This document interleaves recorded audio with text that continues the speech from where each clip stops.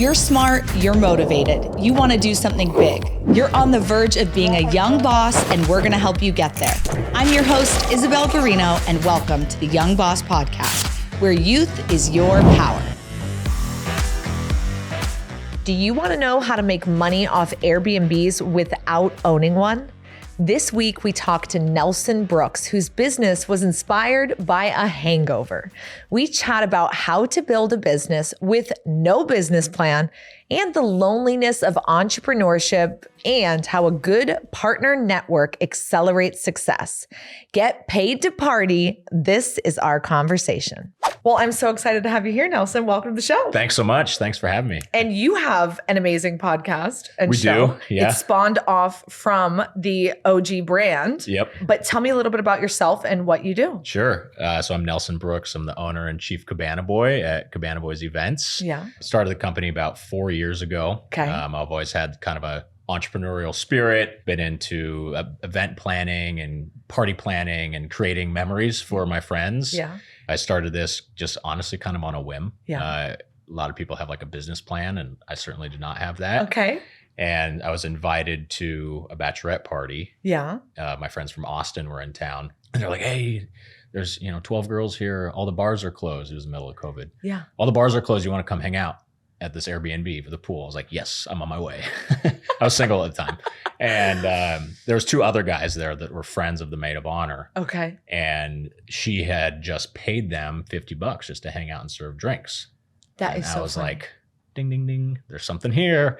So I'm like hungover in bed the next morning. Yeah. On my phone, on GoDaddy, bought the domain name. Yeah. And honestly, just like didn't really think anything of it. Like I put some effort into it, but I was unemployed at the time. Yeah. I had just gotten laid off because of COVID. My company I was working for laid me off. But then I got a new job like a month later. Okay. Selling software. Yeah.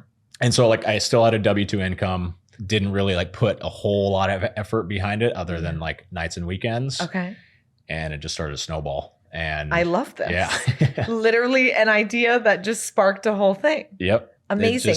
Just kind of on a whim, like I said. Assuming then you didn't have to have this huge stockpile of cash because there's not a lot of finance involved in this except Right. your hiring of your guys. You're Right. not paying them a salary, you're paying them per gig. Correct. Yeah. Okay. Yeah. So that's pretty cool. Then it's Yeah. literally event based. How did you go about even finding pricing for this or figuring that out? I kind of worked backwards. I was like, okay, well, I was doing a lot of the parties at the beginning. So Yeah. like at least half of the labor was me. So You were like, thank God I'm hot. yeah. Thank you. But I was just like, I don't know, what's, $20 an hour. I don't know, like how much, this is a super fun job. How much could I like get some guys to Come do this. Come do this. Yeah. And we pay our guys a lot more than that now, but that's where it started. Yeah. So I kind of worked backwards. I was okay, like I'll start at this amount. Like I feel like that's a good like starting point. And one thing that I learned is, especially in new markets, is if you kind of have to start semi-low Okay. to kind of like test the market. Yeah. And so at the time we were $300 for 2 hours. Okay. Now we're at $550 for 2 hours. Okay. And that was a gradual increase. Yeah. And so it's not only like to make up for the increase in wages, Yeah. but it's also to control demand. Yeah. Like eventually we're just like, we can't take any more business. Let's raise the prices so we can kind of Weigh that out. Yeah. control it a little bit. Amazing. Marketing. I'm assuming you would partner with some other companies, whether it's Airbnbs or Right. different bachelorette companies. Yep. Mutual friend, Casey. Yeah. So obviously someone like him would be perfect for this, but was that kind of your game plan? Is like, let me just partner with these people, or were you trying to guns a-blazing do it all your own? I feel very strongly that a good partner network it can be instrumental Yeah. to your success. If you don't have one, that won't necessarily mean you're not going to be successful. Yeah. But I feel like it can be an accelerator to your success. So part of that, first few months of me starting the business was me reaching out to a lot of those party planners. So Casey being one of them. Yeah. And we have a few like national planners as well that help us out. Yeah. And giving them, a commission or a discount or whatever it might be to help incentivize them to send us customers. Okay. So through the years, like some have come and gone, there's a lot of competition in the bachelorette space, not specifically with us, but so you see companies kind of come and go. I think partners, if you find a good partner, which Casey is, like you hold on. He's been great. I feel like we've been great for him as well. Yeah. It's very mutually beneficial. Okay. Scottsdale is bachelorette Mecca. Yeah. But you're in other cities now. Yes. Tell me about scaling. going. I'll give you the full like overview. So Okay. the overall company is Cabana Boys Events, and we operate under 5 different brands. Okay. So we have the Cabana Boys in Scottsdale, LA, and Palm Springs. Okay. We have the Cocktail Boys in Savannah and Charleston. Do they do bartending? They do. And then we have the Cocktail Cowboys in Austin and Nashville. Oh. And so these 3 brands, plus Cabana Girls too, which is just in Scottsdale.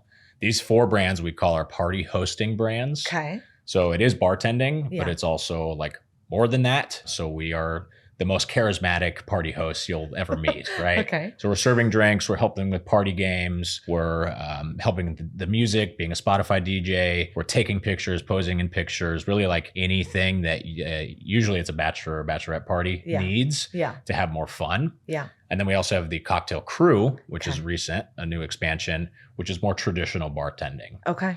And that's more for weddings, corporate events, retirement parties, birthdays, holiday parties, Okay. where you don't want a shirtless guy serving you drinks. You want a man or woman, making great cocktails for you and your guests. Okay. Very And we really cool. advertise ourselves for that one to be charismatic bartenders. So Yeah. while we're not setting up Flip Cup, we also are like interacting more. We're Yeah. not just like, here's your drink. Drink, See yeah. ya. Okay. Very cool. What made you choose LA and Palm Springs? So Palm Springs has a lot of similarities Yeah. to Scottsdale in terms of architecture, Mhm. which sounds like a weird thing to say for this, but that's important because so many of our customers stay at Airbnbs. Yep. And because Scottsdale has been so successful, Palm Springs seemed like a natural kind of next Transition, yeah. step because all the houses have pools. They're kind of similar setup where it's, a big living room and then the bedrooms off to the side and pool in the back. Yeah. So it's like conducive to like a party space. It's just close, honestly. Okay. It's like a 4-hour drive. So It is. How did you do that? Because I'm sure some listeners who are thinking of starting their business or have their business going, they're like, how do I scale in a Yeah. city I don't live in? Like, how do you make that footprint? it's hard. I'm not going to sugarcoat it. It's finding the right people.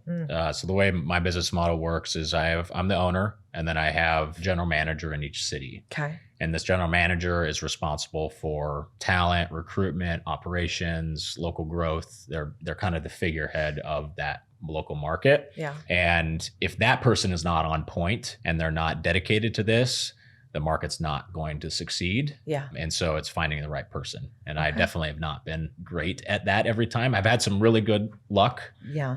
Some of my guys, our guy in Savannah has been with me since the start. Oh, wow. Our Scottsdale GM is awesome.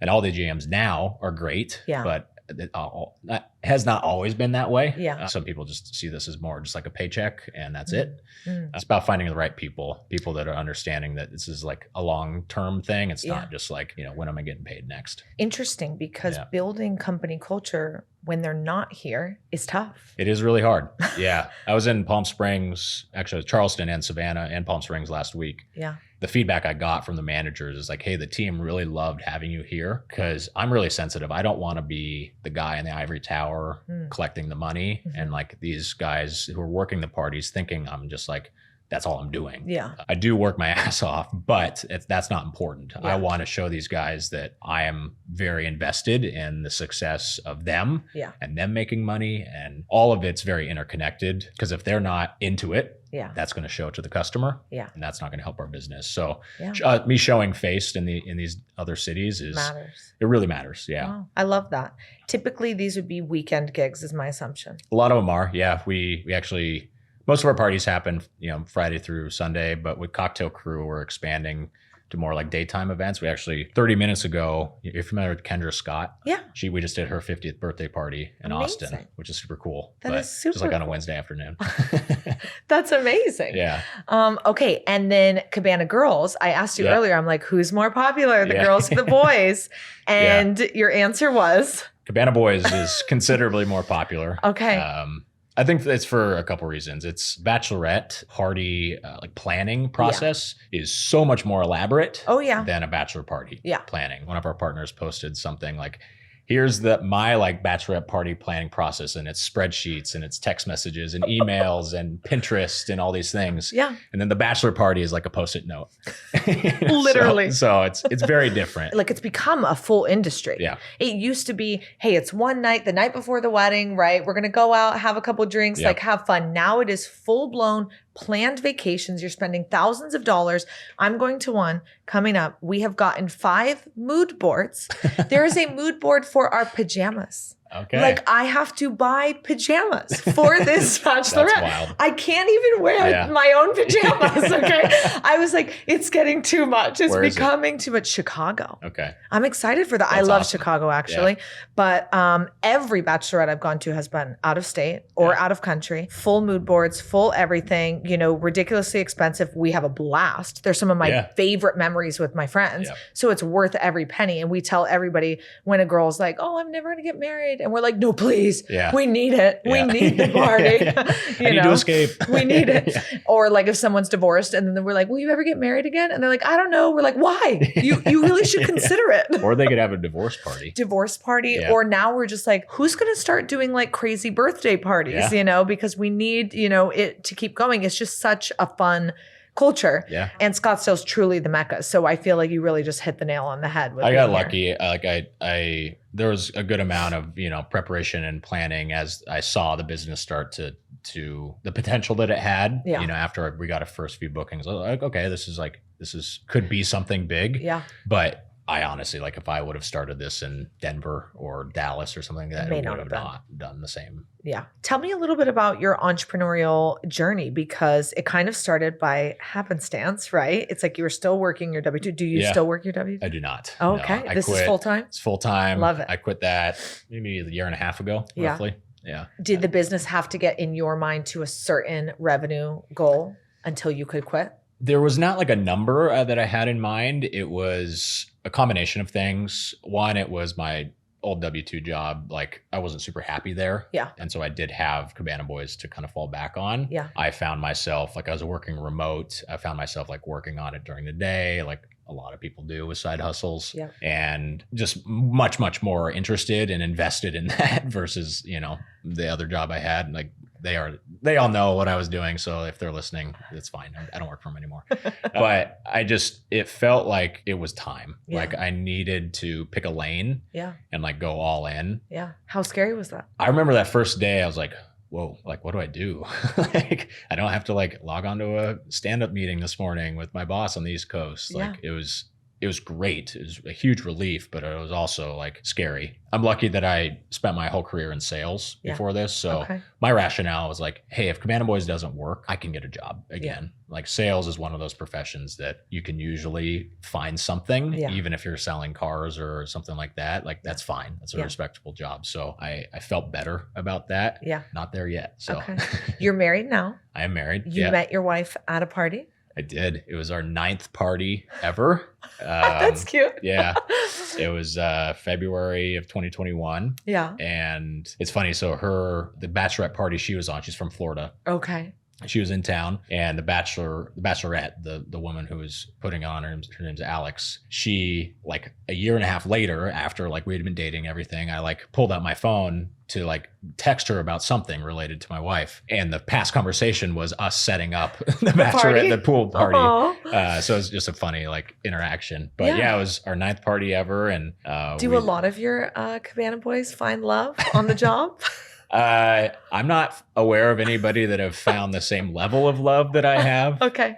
Maybe varying degrees of love. Yeah, love for the weekend, maybe. You know, our guys are all super fun. Yeah. And so like, there's naturally a little bit of flirtation at these parties.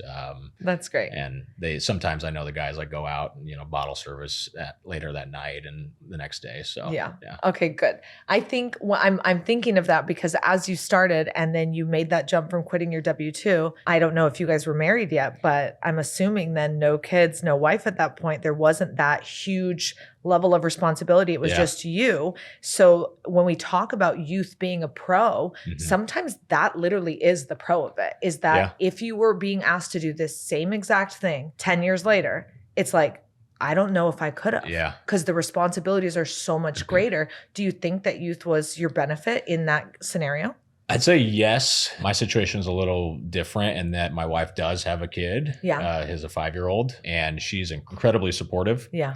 And so even 10 years from now, like I hit the jackpot. Like she's a doctor. Like we have security for the rest of our lives. So like me with my like harebrained schemes and like business ideas and stuff, like she's going to support me unless I have some crazy idea, but we haven't gotten there yet. Yeah. But I think that to your point, like youth is a superpower because not only do you have more energy, like literally, but you also have like more drive because you have this desire to build something, or at least for me, I had this desire to build something and create security and create something special that like, I don't know if I'm going to be the chief cabana boy in 10 years, but for the next X number of years, like I'm going to build as quickly and as hard as I can. Yeah. And I just don't know if I would have that same like passion and kind of the energy to do so if I was 48. Yeah.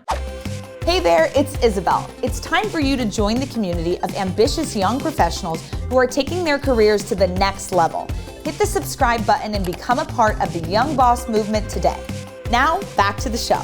How has social media played a role in the business? I assume like most of your business is from social. Yeah. Social media is huge. Our product are our people, and they're good looking people. Yeah. So if we're not showcasing that, like we're not going to be successful. Yeah. And so social media is massive. So we started on Instagram, and I just was doing it all myself. And then my best friend's wife has some social media experience, so she started helping me. And she recently, a couple months ago, decided to do her own thing with her family, which I completely respect. We're still very good friends. And I hired somebody else to kind of like take it up a level, and who works for an agency. And then we hired a couple content creators as well. Yeah. So we're really pouring a lot into social media. Yeah. I love that. Is there any other expenses as you've been moving along that you didn't anticipate that you've had to accrue? Insurance is a lot, workers' comp and liability and all that. That's significant. Some of our technology is expensive. And I think that's something that actually separates us from other similar type companies, whether it be a traditional bartending company or direct competitors, is like, I want to invest in the employee experience too and make their jobs easier and great. And so it's not, at the beginning, it was me saying like, hey, Tyler, Chris, like parties this time at this address, like be there. Yeah. But now we have a scheduling system and a booking system and text message system and like all these like systems that are all connected. Yeah. And that helps not only the employee experience, but the customer experience too. So technology is fairly significant, but most of our expenses, like the not cost of goods sold expenses, are marketing. Yeah. So on the road to entrepreneurship, the business you're in is very like connected as the chief cabana boy. It's party, it's people, it's social. Yeah. But being an entrepreneur can be extremely lonely. I don't know if you've experienced that in the same way, I have, but talk to me a little bit about, your journey in that regard. Sure. With my W-2 job, the last 2 jobs I've actually had before Cabana Boys, I was working remote. So I was kind of used to not going into an office. Yeah. I used to work for Oracle when I lived in Austin. Yeah. And that's like everybody's in their mid-20s, kind of a frat house like vibe, like super fun, And so that's the last like office job I really had. I had another one, but it was short term. And so I had some experience and was used to that feeling of just working in my home office. But what's different about working for a company in your home office versus working for your own company yourself is when you want to bounce an idea off someone, there's not always that person to do that. There's not always like someone to tell you like, hey, we shouldn't to do this, or hey, that's a great idea. I have my wife, I have our city GMs, I have my mom, like I can talk to other people. Yeah, but it's not the same. Yeah. There's nobody who has the intimate knowledge of every nook and cranny of the business like I do. Yeah. And so somebody might say, hey, that's a great idea. And like at surface level, it might be, but I'm thinking like, how do we do this and this and this and this on the back end? Yeah. Because it's more complex than that. It sounds like you are a visionary without an integrator. Have you heard of those terminologies? I've heard of that. Yeah. Okay. Yeah. You may want to consider that. It's funny you say that because this sounds like a very self-serving comment, and I don't mean to like boast, but I feel like I am kind of both. You probably are. Because I love the vision, and I love like we're creating these new experiences in Nashville and Palm Springs right now that I'm super excited about. And so I love the like creating the concept. Yeah. But I also love the spreadsheets Implementation, and connecting the dots on the back end Yeah. and doing all of kind of the techie type stuff work Yeah. too. I like running payroll and like that kind of stuff. On some days it's like, this is a headache, but on other days I'm like, okay, I love to see that guy earned that much, Yeah. you know? So it's, You may be both. You Yeah. know, there's like a test you can take that gives you percentages on really? both. And I test extremely high on both, Okay. higher in visionary, but super close. I'd love And to see it's that. very rare. So I bet you are both Yeah. because you know yourself pretty well. Yeah. Other people who are drastically one or the other, it's like, hey, I've got all the vision, but I cannot bring it to fruition. Yeah. And the other people are just like, I think in bullet points and you tell me an idea and I can just Yeah. So you're probably like me where you can do both, but at some point it may lead to burnout Right. doing both, you Right. know, and if you want to like continue to truly scale, Yeah. being able to just sit in that role of here's the vision, throw it at someone and let them be the one to bullet point it out, come back to you and say, here's how we're going to do it. You can still say, I want to be involved in parts of it, Right. but they get to kind of go, you know, Something to think about for sure. know. Yeah. We're just saying. yeah, no, that's great advice. I have had people in the past like approach me about co-ownership and being a partner and Tell me taking it. about that because I heard you had a friend who almost started the business with you.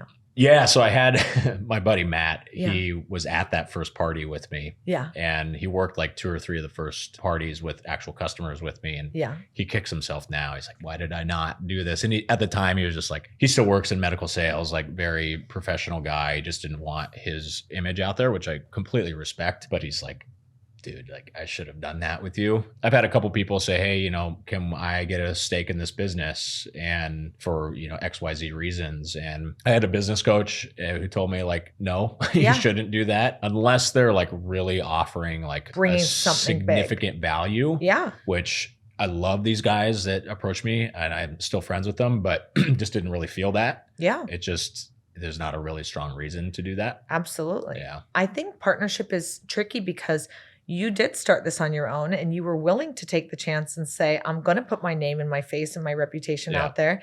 And your friend could have done it, right? Right. He didn't. Now he's kicking himself, Right. which is fine. But you took that risk. So Yeah. you should get the reward for it. And I agree with your coach. If they are not bringing something that you don't have and you can't get, Yeah. It's a good point. that's who you partner with. Yeah. That person who can really, okay, we're going to pump $5 million into this. You know what I Yeah. mean? And you're like, okay, now let's go. So I haven't told anybody outside of my family this. I'm putting it out there. Okay. I'm applying to Shark Tank. Ooh. Obviously, I need to get cash for it, but Yeah. like that's an example of that person. Yeah. If they choose to invest, they're bringing something significant to Yeah. the table. Yeah. Right. So we'll see. If it doesn't go well, in the very early seasons of Shark Tank, one of the sharks was named Kevin Harrington. It's Okay. not the Kevin who's on there right now, who O'Leary. we know. Yeah. Right? It's not Kevin O'Leary, Kevin Harrington. He didn't like the show because he's like super ADD Okay. and they sit there for hours and film. But he was really good friends with my dad. So I'll Oh, wow. connect you with him. That'd be 'cause, awesome. Yeah, he's a great guy. Probably And has some he's good still, advice. and he invests in tons of businesses. Really? So if they don't take it, he'll take it. Okay. But you have a fun concept. You'll get on the show. I think so too. Like Yeah. I think that we have enough of that like kind of showbiz element to us that I Yes. think we would get on. Yep. Just practice that pitch, honey. Yeah. No, that's the one like thing that I have in the back of my mind. I'm like, am I going to look like an idiot on Yeah. national TV? You know, No. but I'll connect you with him because maybe he'll give you some good tips to Yeah, get on that'd there. be awesome. Yeah. Okay. What is the most insane thing that's ever happened at one of the parties? Oh, God, There's got to be that I something. can share here. There was a stage in Scottsdale where a few of our guys, for some reason, had a string of parties that had new moms, Oh. and there were a lot of pumping involved. Oh, okay. And so there was some shots that included some breast Some things milk. other than liquor. Which is pretty funny. Okay. There was one I was involved with that it was very early on. We sort of still partner with them, an adult entertainment company. Yeah. And they're like, hey, can we hire you guys for this girl's birthday? Yeah. And it was like one of the girls that worked for them. And it was like 18 strippers at this birthday party. Yeah. And I was just like, whoa, this is pretty crazy. You were like, So- we're going to be posting this one especially on social. Yeah. But I'm sure there's a lot that happens at the parties that I don't know all the details about. But what I always tell my guys, I did this I've done 40, 50 parties myself at the beginning, if not more. Like I know what happens. You don't have to be like secretive. Yeah. Do you feel like they're ever like afraid to tell you something that Oh, happened? I'm sure. I'm sure. Yeah, I think that they, especially for the newer guys, we have a lot of like OG guys that have been, we're friends outside of work too. And so I think they're not timid about it. Yeah. But there's some of the newer guys that are kind of like, I don't know if I should I be saying this in front of Nelson? I'm not sure. You're like, I am Daddy Cabana Boy over here. I've seen it all. Okay, I want to talk a little bit about some of the tips you would have for someone who wants to start a business, whether it's a business like yours or just any business. Like, what have you learned and what are kind of like 3 big tips to getting started? Yeah. I kind of mentioned the first one already, which is partnerships. Yeah. It depends on your industry and your business model, but I think that you can, like I said before, you can be very successful if you find a network of people around you that you're providing mutual benefit to. Yeah. So like I said, with us, it's event planners, party planners, other experiences where we're referring business to each other. And some partners have been really helpful. Some have been not so much, and that's fine. But I feel strongly that if you build that network, it's going to really help you. I'd say the second one is I didn't start this with a business plan. Yeah. It was just an idea. Yeah. And there are some industries where you do need a business plan, especially if you're seeking investment or partners. But if you're not, go for it. Just start doing it and try things and execute and just like move the ball forward every day. Because if you have paralysis by analysis, like you're not going to be successful. Yep. Like the cliche is like building the plane as it's flying or taking off or whatever it is. Yes. Like I feel so strongly about that like ideas are a dime a dozen. Yeah. Like I've got 100 business ideas that I would love to execute on. I just don't have the time to. Yeah. But if I did, like I would just go for it, and start doing it versus just like figuring out like, ooh, should I do this or not? So, and then lastly, like again, very business model and industry specific, but just finding really good people internally to help you and thinking about the customer experience and how that will help you grow. Finding people that are going to buy into your vision, understand like with my business specifically, this is a business, not a hobby. Yeah. This is fun, but it's not for fun. Yeah. We need to provide a good customer experience because what I tell my guys, I'm like, guys, like this might be your 4th party this weekend. It's the bride's only bachelorette party. Like you have to go for it and be your full, authentic, true Cabana Boy to show them a really good time. Yeah. Because if you're half-assing it, like, sorry if I'm not allowed. You're good. Like that's going to show. And so finding people who understand the vision, understand the business, understand what makes a good customer experience, that's like going to help you grow a lot. I love it. I think when you were saying, building the plane as it's going, I'm like recalling so many entrepreneurs that I know who will say, you just pitch something from stage, you just sell it and then we'll build the product. There you go. And I'm like, the integrator in me, I was like, we can't do that, and they're like, why? Because we're going to see if there's demand. Yeah. And if 1,000 people in the room buy, it's like, oh shit, there's demand. Yeah. And if 3 people buy, it's like, we're probably not doing this refund, And it's like, you just have to test the market and see like, what do they want? What do they need? And so I do think that is a true stamp of like an entrepreneur, someone who's like, no, I'm literally, I have to just throw it out there. Yeah. That's why I was thinking about this yesterday. Like I mentioned, we're doing a couple new experiences and like, I think they're going to work. Yeah. But instead of like going full on and like doing it 100%, maybe I should just like put a form on my website and see who clicks on it, and just test it out. Yeah. I love that. On your third, tip, you talked about basically core values. You're saying like, I'm going to hire someone who is in alignment with my brand core values and what we stand for so that I know they're going to be a good representation of the business, even when I'm not there. How do you figure that out and make sure you're hiring the right guys with that right character because they are out there without you? Yeah. So our best employees come from referrals. It's hard in our business. I can't really post on like LinkedIn to find. We're hiring sexy guys. Like I'm sure I could try, but like it's just not. It doesn't yield what I'm looking for. Okay. I have done Indeed, but like we get a lot of not quality applications there. And so referrals are kind of our best bet. Yeah. But a referral from one employee is not the same as a referral from another employee. Because the first employee might be prototypical what I'm looking for versus employee B might be fine, but just not like an A player. Yeah. And so we interview all referrals, but sometimes we just have to weigh it differently. Yeah, weigh it differently. Exactly. And so I think when you're looking at their experience, like anybody can have bartending experience. Yeah. We have had some people in the past that have worked for other competitors that are more raunchy than us. Yeah. And that has not worked out. Yeah. Because they think that this job is the same as that job because it's kind of similar. And they're taking off their pants at parties. And it's like, dude, that's not what we're here for. Yeah. Like, please, here's a warning. Don't do that again. And then they do it again and you're gone. Right. So experience is great, but it's not the end all be all. What ultimately determines if they're going to be a successful person on the team or not. I think that character is a better indicator because you can learn how to make a vodka soda. Right. You can learn how to talk to people. Right. But if you understand, like I was saying before, like, this is a business, not a hobby. I'm providing value. I'm not doing this for fun. Like I'm doing this because I want to make money and show these girls a good time and like help the business grow, not just like get a phone number or something like that. Like that's definitely what I look for. I love that. And I think what you're describing goes far and beyond just how the guys or girls look. Or their skill. And it's that one thing where it's like hire for heart, train for skill. Because at the end of the day, if they are not the right person, it's like, I don't care that you have the qualifications. One of the questions I ask in our interview process is I'm the like final interview. And I'm like, hey, like we obviously look for a specific type of person for this job. Like looks are important. But more importantly, it's personality. And we've had people that are just like supermodels that were like, sorry, like you're not going to be a good fit. Because like if you're just like super chiseled jaw with rock hard 8-pack and you just stand there and like look at the girls, like that's not going to be good, right? That's not what they want. I mean, some girls might want that, but like we're like I was saying before, we're charismatic. We're like more engaging than that. And so we're looking for the total package. I love it. This is just, I'm thinking about these interviews. Are they on Zoom or are they in person? So we used to do them all over Zoom or FaceTime. Now we have an in-person element that's required as part of the process.